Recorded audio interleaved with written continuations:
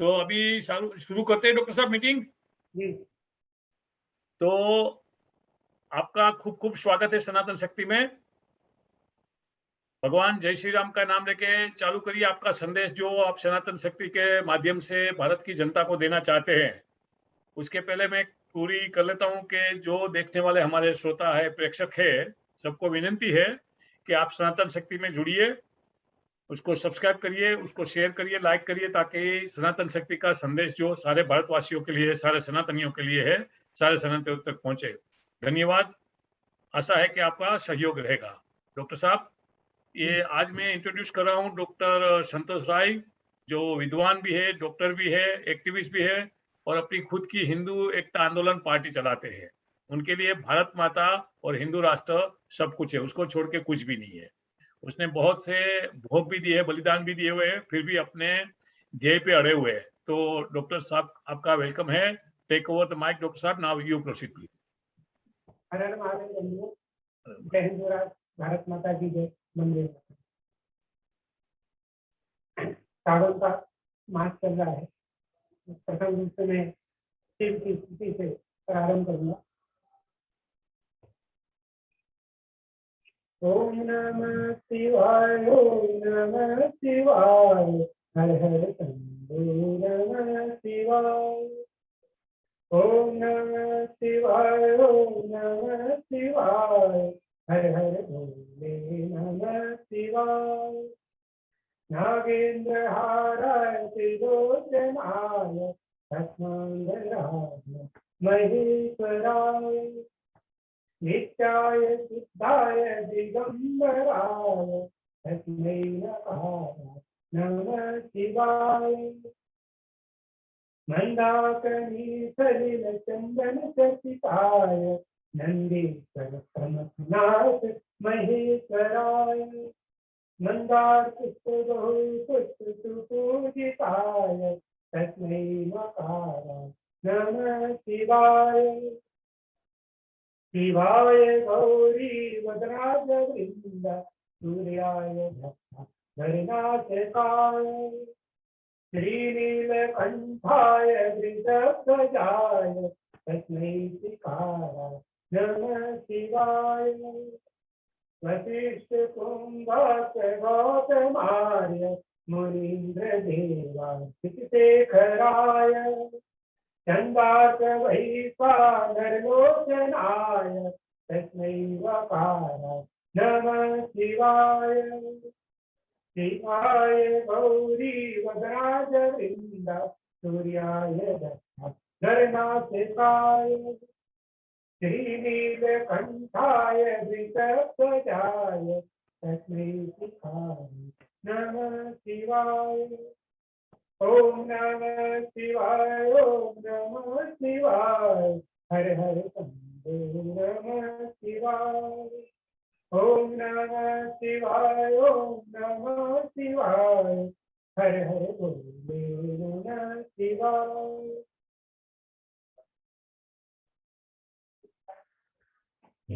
जी ज्योति जी, तो मेरे प्रिय दर्शक और श्रोतागण, हमारे साथ डॉक्टर संतोष राय है, जो खूब विद्वान भी है, डॉक्टर भी है। वो आपके सामने आज एक हमारे जो सनातन धर्म में बहुत पाखंड चल रहा है, उसके ऊपर प्रवचन देंगे, उसके ऊपर कुछ सुझाव देंगे। तो प्लीज डॉक्टर संतोष राय को आप ध्यान से सुनिए, शेयर करिए, सब्सक्राइब करिए और दूसरे लोगों को बताइए। Doctor Santosh Rai please. देखिए, आज का विषय है ज्योति जी, अंधविश्वास और पाखंड। भारत में सदियों से अंधविश्वास और पाखंड का विरोध होता है। डॉक्टर साहब, आपकी आवाज कम आ रही है, थोड़ा आपका वॉल्यूम ठीक करिए, आपकी आवाज कम आ रही है। अभी आवाज आ रही है? आवाज आ रही है, थोड़ी कम आ रही है।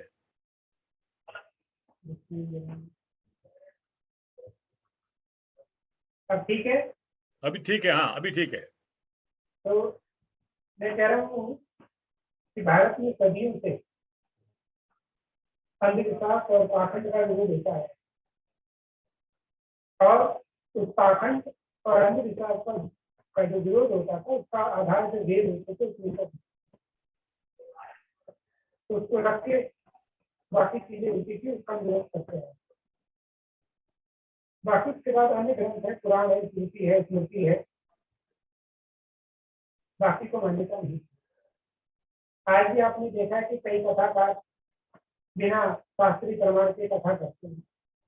योगीराज भगवान श्री कृष्ण का एक गलत तरीके से उनकी छवि और चित्र प्रदर्शित करते, और हमें ऐसे कथावाचकों का घोर विरोध करना चाहिए। उन्होंने भगवान श्री कृष्ण को, जो कि विष्णु अवतार है, उन्होंने उनको भी एक तरह से खनिया रसिया, एक अय्यास व्यक्ति कही, ये इसका श्रेय किस कथाकारों को जाता है, बिना किसी कोई शास्त्रीय प्रमाण से इस तरह की कथा वाचते, जो कि उचित नहीं। और इसका आधार मान के जो दूसरे अधर्म के लोग हैं, जो मजहब और जो रिलीजन के नाम पर नीचे दुकानें चल रही, वो हमारा मजाक करते हैं। तो सबसे पहले हमें अपना घर ही ठीक करना पड़ेगा। हमारा घर ठीक है, बाहर से कुछ नहीं है। अब बात आती है कि हम सनातनी लोग, हम वेदों पे और पुराणों पे और पुस्तकों पे आस्था रखते हैं, अपने धर्म का पालन, लेकिन इसमें कुछ त्रुटियां भी आती हैं। अब आजकल का जो हिंदू समाज है, वो अब मजारों की, दरगाहों की, कब्रों की पूजा करने लगता है। यहाँ तक कि मैंने कई देहात क्षेत्रों में, गाँवों में देखा है, गाँव में भी किसी की कब्र है तो गाँव की महिलाएं उस पर चादर चढ़ा रही है और पूछ रही है, घर में किसी का ब्याह हो रहा है, कुछ हो रहा है तो वहाँ चादर चढ़ाई जाती, कहती कि हमारा क्षेत्र का देवता है। इस तरह का विश्वास है। ग्राम देवता होता है हमारे यहाँ, स्थान देवता होता है, कुल देवता होता है, पितर देवता होता है, इस तरह के अलग अलग देवता मानते हैं। तो कई जगह देखे हैं कि किसी भी मुसलमान की कब्र पे, मजार पे, दरगाह पे उसको देवता मानते, दूसरे जो कि अनुचित नहीं। और इसका एक कुछ शास्त्रीय प्रमाण भी है। इन ऐसी प्रकार की पूजा, भूत प्रेत पूजा मानी, ये भूत प्रेत पूजा है। संतान घाट को पूजना, मसान को पूजना, कब्रों को, दरगाहों को जाकर पूजना भी अधर्म का कार्य है। हम जैसी पूजा करेंगे, हम ऐसे को कहेंगे। तो भगवान श्री कृष्ण ने भगवत गीता में स्वतः कहा है कि, और आपको और बता दूं, भगवत गीता एक ऐसा महान ग्रंथ है जिसमें भगवान श्री कृष्ण ने हमें बता दिए कि हमें कैसे जीवन जिया। तो 9वें अध्याय में एक श्लोक आता है, यान्ति देवता देवान चित्रंति चित्रवता भूतानि यान्ति भूतेज्या यान्ति मदा अग्निको।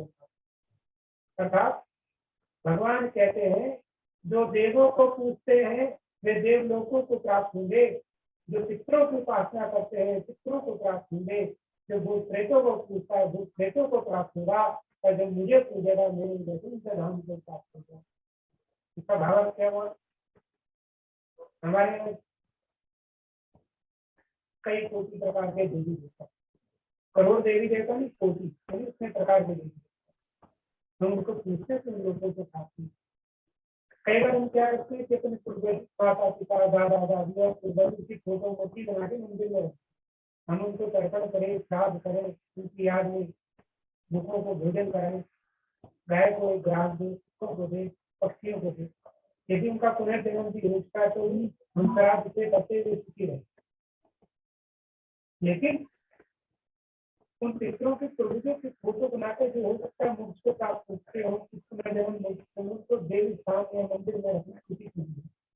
तो पितृपासना भगवान श्री कृष्ण ने 9वें अध्याय में कुछ कह दिए, यान्ति देवता देवानी चित्रंति चित्रवता, यानी पितरों को पूजने वाला पितरों को प्राप्त होगा।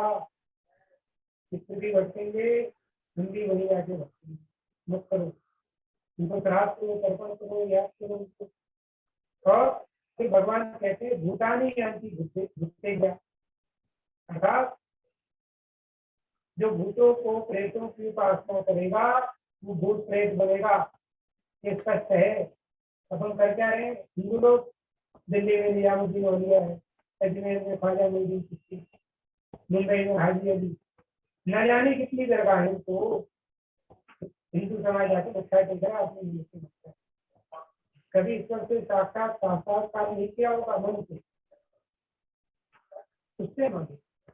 जिसने जन्म लिया और मृत्यु को प्राप्त होने क्या देता, गौ मास भक्षण करने वाला एक मुसलमान मर जाता है, उसकी कब्र बना दी जाती है। हिंदू समाज जो वहां जाता है माता से मांगे से बड़ा, और हमारे धर्म का देवी देवताओं का अपना। डॉक्टर साहब, आप इधर लोगों को संदेश दीजिए जो हाजी अली की दरगाह पे जाते हैं, साईं बाबा जो चांद मियां था, चिश्ती की दरगाह अजमेर पे जाते हैं जिसने लाखों हिंदुओं को मरवा दिया था, हमारी बहन बेटियों को गुलाम बना के बेचवा दिया था, उसके बारे में लोगों को थोड़ा आगाह करवाइए। ये अभी भी जल्दी बंद होना जरूरी है। देखिए, मैंने आपको क्या बोला, हाजी अली, निजामुद्दीन औलिया दिल्ली की, या ख्वाजा अजमेर शरीफ, या भारत की जितनी भी दरगाहें, हमारा उनसे कोई मतलब नहीं है। वो उनके लिए अच्छे हो सकते हैं जो लोग मानते हैं, लेकिन नहीं जी मैं तो काली को भी मानूंगा, विष्णु को भी मानूंगा, शिव को मानूंगा, जीसस से भी मत्था टेकूंगा, हाजी अली में मेरी आस्था है। ठीक, हमसे वेद कहता है कि ईश्वर एक है, इसके रूप विभिन्न है। ये हम लोग थोड़े ज्यादा लिबरल है डॉक्टर साहब, वो तो वजह नहीं है ना कि हमारा हिंदू धर्म ज्यादा लिबरल है, हम किसी को मना नहीं करते, इसलिए हमारे हिंदू लोग दूसरी जगह पे चले जाते हैं। हम लिबरल नहीं है, भेड़ चाल है। का कारण है कि हमारी शिक्षा व्यवस्था वैकालिक पद्धति से आ गई है, और मैं भी अभी आपको ताकत मेरे कई मित्र हैं, मैं उठता बैठता हूँ, तो कई बार क्लब में जाना होना हो जाता है। अब वो देखते रहे तिलक लगा के डॉक्टर आ गया, इतनी बड़ी शिक्षा मेरी सिखाए वजह को बांध के रखता हूँ। अब मैं कहते जी एमबीबीएस एमडी डॉक्टर हूँ भाई, मुझे क्यों नहीं बैठने देते? They think that I am untouchable, एक अछूत हूँ उनके लिए, मैं इनकी क्लब में नहीं बैठ सकता। वो कहावत है ना, वो इंग्लैंड में, आपके इंग्लैंड में है उनके, वहाँ पहले क्लब होता था, लगता है इंडियन वेबसाइट, तो मेरे जैसे भी कोई तिलक लगा के सिखा पहन के क्लब में चला जाता है, तो बड़े हिचकते हैं, बेटर भी नहीं आता हम लोगों का, फिर कैसे लिया। हम लोग बचपन में तिलक भी लगाते थे, शिखा भी रखते थे, और जनेऊ भी धारण करते थे। तो बचपन में हमारे स्कूल में हमारी मस्करी होती थी टीका की वजह से और शिखा की वजह से, तो शिखा निकल गया, टीका निकल गया, अभी भी जनेऊ है, लेकिन अभी वापिस शिखा और टीका दोनों आ जाएंगे। मेरी शिखा भी है, तिलक भी है, जनेऊ भी है, तीनों रखते हैं। तो वही मैं बता रहा हूँ, हिंदू समाज पतन की तरफ जा रहा है। गीता घर में सबको मिलेगी, यदि पूछता हूँ भी आपने भगवत गीता पढ़ी, हाँ पढ़ लेता हूँ, तो भाई नौवे अध्याय का तो क्या है, अच्छा क्या है जरा आप ही बता दीजिए। मैं बोलते हैं अच्छा उसका मतलब ये है, हमने तो ध्यान ही नहीं दिया। मैं कहता हूँ कि उस पुस्तक में बड़े रहस्य छुपे हैं, जरा मन से पढ़िए, आपका जीवन सफल हो जाएगा। मत मानो धर्म करो, उसको दर्शन शास्त्री समझ लो, जीवन धन्य हो जाएगा। एक पुस्तक समझ के ही पढ़ लीजिए, गीता जी समझ के मत पढ़िए, तो एक पुस्तक समझ के पढ़ लीजिए। नहीं पढ़ेंगे। और देखिए, हमारी समाज की जो एलिट क्लास है भारत में, मैं दिल्ली में हूँ, दिल्ली में एलिट क्लास मीडियम जोन या साउथ दिल्ली के आसपास रहती ये है। खान क्लब वाले, हाँ, खान मार्केट। तो खान मार्केट और खान क्लब। मेरे को कई बार फोन आते हैं, डॉक्टर आए can I meet me, you want to meet, come to the gymkhana club. मैं कह यार भाई मैं अनटचेबल आदमी, मैं अछूत आदमी हूँ, मैं दलित हूँ।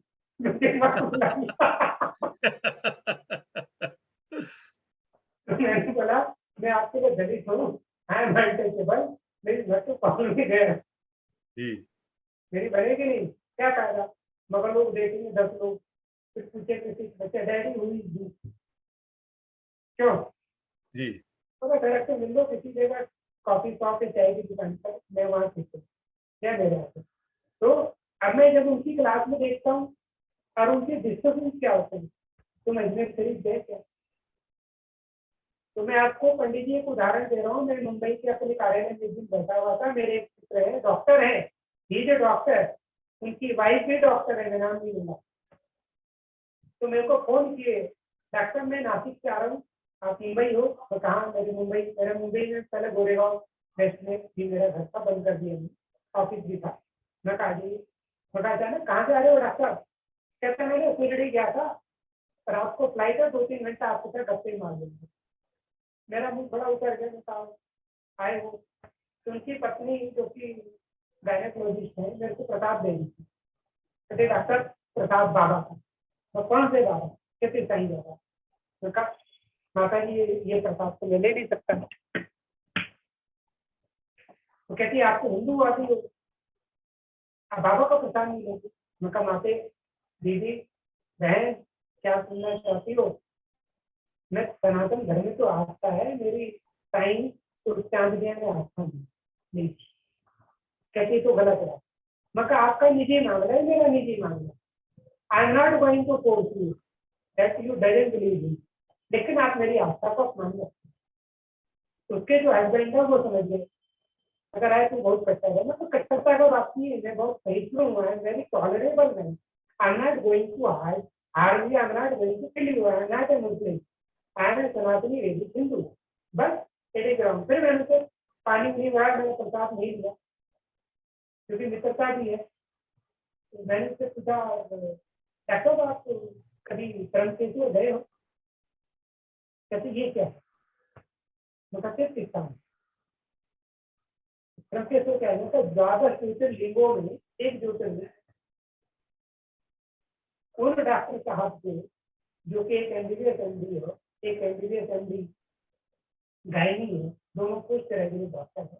शिरडी को पता है, वो कहते हैं तीर्थस्थान है, लेकिन उसके पास में एक नगर है नासिक, त्र्यंबकेश्वर है उसके पास में, उधर कोई जाते नहीं है, जाते नहीं है, वहाँ भीड़ नहीं है। त्र्यंबकेश्वर तो एकदम साक्षात है, जो शिवलिंग है, 12 लिंगों में से एक शिवलिंग उधर है। तो आज भी वहाँ कब्र है, कब्र के ऊपर मूर्ति है। जबकि साईं चरित्र में साईं बाबा के बारे में लिखा है कि मैं तो मलेच्छ हूँ, मुझे वेदों और पुराणों से क्या लेना, बाबा स्वतः कर रहे हैं, मैं उनको कुछ गलत नहीं कह रहा हूँ। वो एक अच्छे व्यक्ति थे, अच्छे फकीर थे, भीख मांगते थे, जीवन यापन करता था, मैं उनकी बुराई नहीं कर रहा हूँ, परंतु बाबा ने स्वतः कहा है। और ये बात किसने लिखी? साईं चरित्र में, मैं तो मलेच्छ हूँ, मुझे पुराणों और वेदों से क्या लेना। यहाँ तक कि उन्होंने भगवान सत्यनारायण का प्रसाद लेने से ग्रहण कर दिया। तो अब एक चीज देखिए, हमारी आस्थाओं पर चोट की जाती है, हमारी आस्थाओं को पाखंड कहा जाता है, लेकिन बाबा की कथा आती कि बाबा ने टमरेल के पानी से दिए, दिवाली के दिए जला दिए। टमरेल पता क्या होता है? मराठी में चट्टी के जो टॉयलेट होता है, जो शौचालय होता है, उसमें जो पानी होता है धोने के लिए डब्बा, उसे डब्बे को टमरेल कहा जाता है मराठी में। तो बाबा ने टॉयलेट यानी शौचालय के जो डब्बे यानी टमरेल से दिए में पानी डाले, दिए जल थे। इससे बड़ा पाखंड और क्या होगा? यही है पाखंड। उनकी झूठी कथाएं लिखकर हिंदुओं में अंधविश्वास पैदा किया जा रहा है। यहाँ तक कि और उसकी वजह भी हम हिंदू ही है ना, हमारे हिंदू ही उसका ज्यादा प्रचार करते हैं। बाबा को मरे हुए कोई 100 वर्ष से ज्यादा नहीं हुए। बाबा ने कभी नहीं कहा कि मेरे को सोने का मुकुट पहनाओ। बाबा ने कभी नहीं कहा कि मुझे 16 उपचार करो मेरा। आज क्या हो रहा है? बाबा को सोने का मुकुट, बाबा को दूध से स्नान, घी से स्नान, तैल से स्नान, गंगा जल से पंच स्नान कराया जाता है बाबा को। और देखिए बाबा स्वतः मांसाहारी थे। कई चरित्र में एक कथा आती है कि आज बकरीद है, आज बकरीद है नहीं। यदि आज बाबा जिंदा होते तो आज बाबा ये बकरा हलाल कर देते।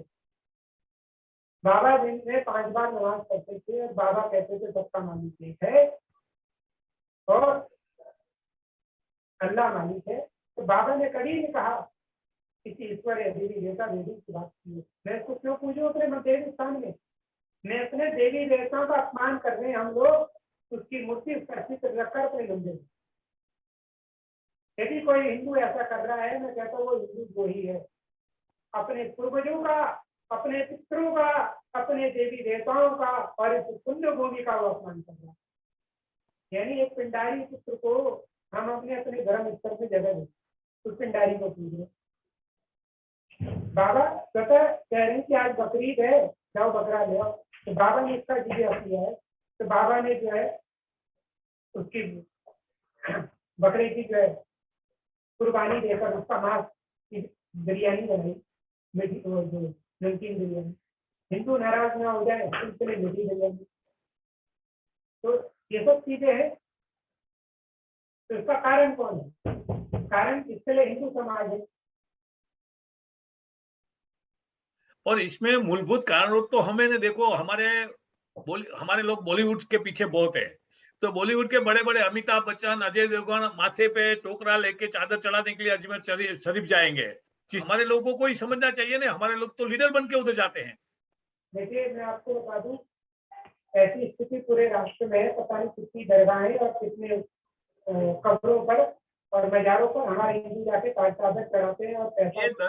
ये डॉक्टर साहब, दरगाह और मजार जिहाद है।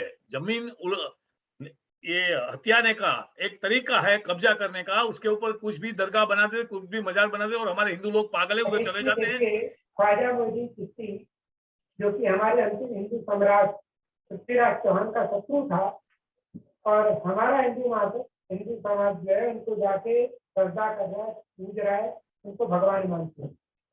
मैंने कितने हिंदू घरों में देखा है कि ख्वाजा मोहद्दीन चिश्ती का जो मजार की फोटो लगी थी मंदिर में रखना पूजे।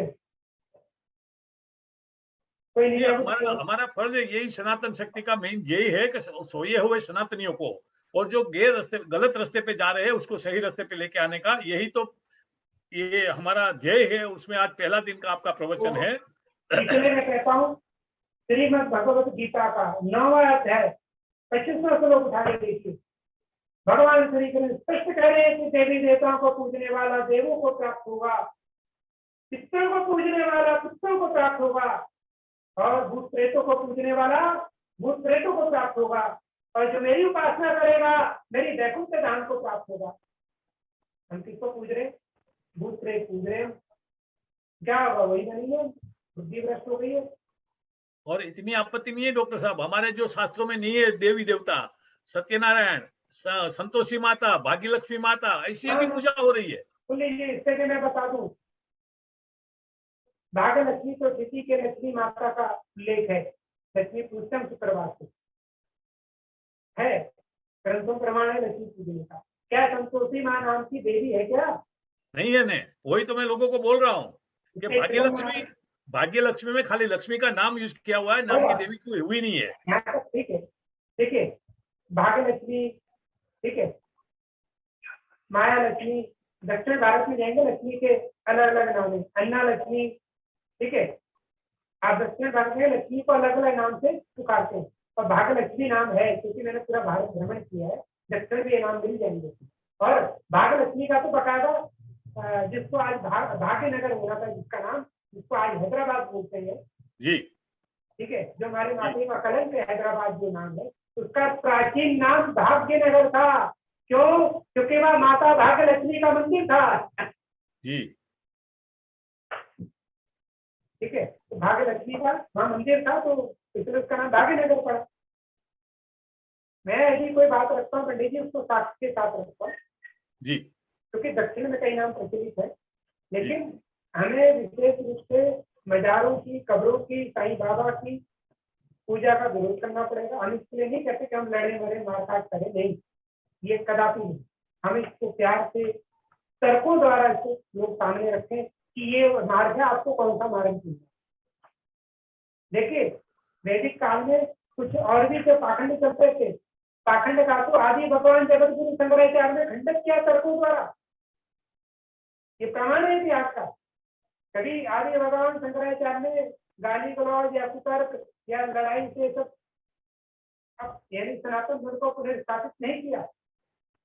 चाहे उज्जैन के बौद्ध राजा थे, राजा सुधर्मा, क्योंकि बौद्ध हो गए थे, तर्कों और शास्त्रों द्वारा राजा सुधर्मा की वैदिक धर्म में वापसी की।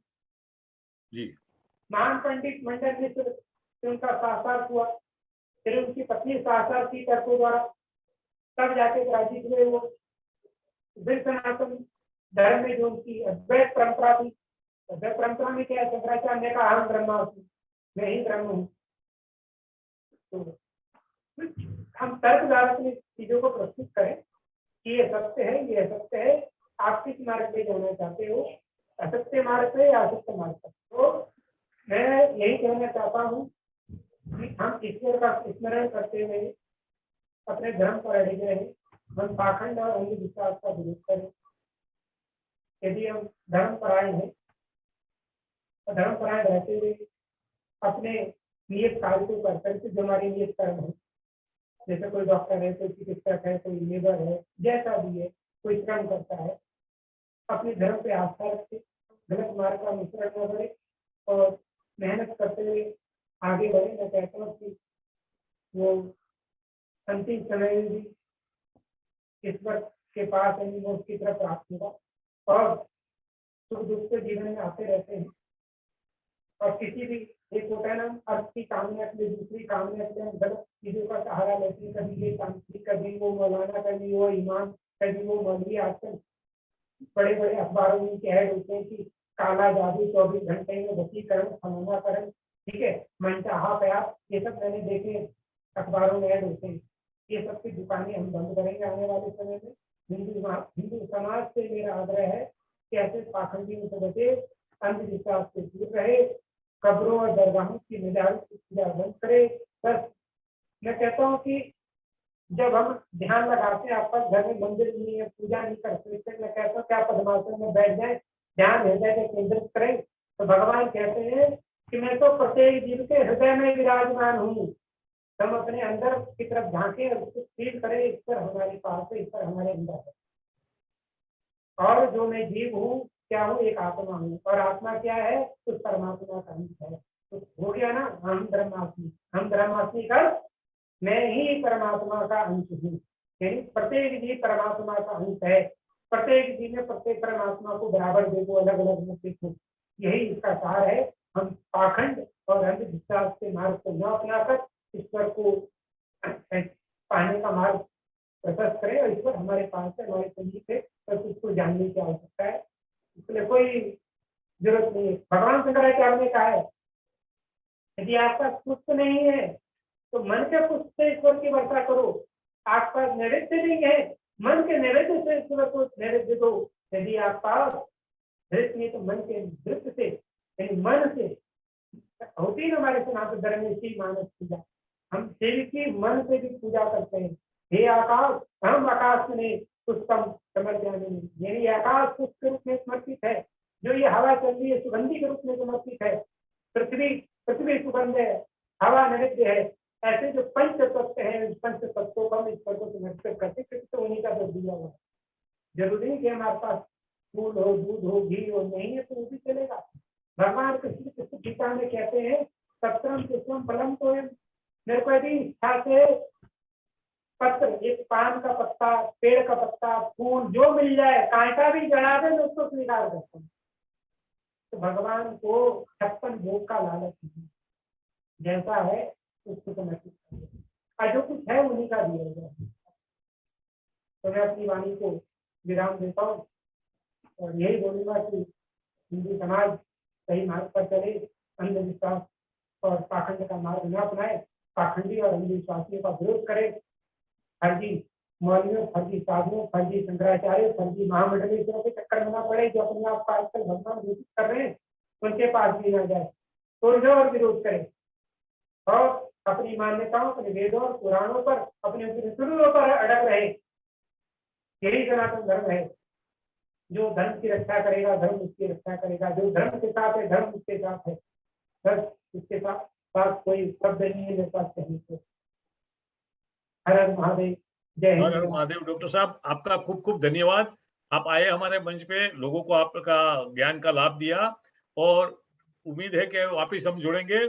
और दर्शकों से विनंती है, डॉक्टर साहब का लाभ लेने के लिए डॉक्टर साहब हमेशा उपस्थित रहेंगे हमारी ये सनातन शक्ति की चैनल पे, और वेबसाइट पे भी डॉक्टर साहब का लाभ मिलता रहेगा। बस आप हमारे साथ जुड़े रहिए, हमारी चैनल को सब्सक्राइब करिए, उसको लाइक करिए, उसको शेयर करिए। धन्यवाद आपका। धन्यवाद डॉक्टर साहब आपका। जय श्री राम, जय श्री राम। जय श्री राम।